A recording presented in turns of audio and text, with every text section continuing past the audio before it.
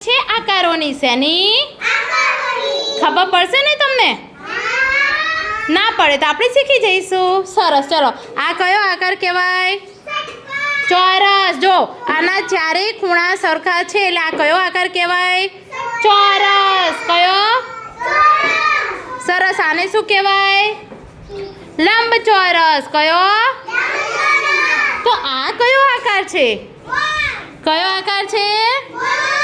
તો આ કયો આકાર છે લંબગોળ કયો તો આ કયો આકાર છે આ એવો પણ એને કેવો કહેવાય ત્રિકોણ કેવો આને નળાકાર કહેવાય કયો આકાર અને આને કયો આકાર કહેવાય ષષ્ઠકોણ કયો આને પંચકોણ કહેવાય કયો સરસ એક પ્રશ્ન પૂછું જવાબ આપશો આને પંચકોણ કેમ કહેવાય આ પંચકોણ આને પંચકોણ કેમ કહેવાય કેમ કે જો આના કેટલા ખૂણા છે એક કેટલા ખૂણા છે ગણો એક પછી બે પછી ત્રણ પછી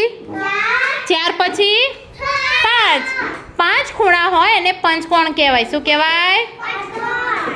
પૂર્વી સીધી બેસી જા બેટા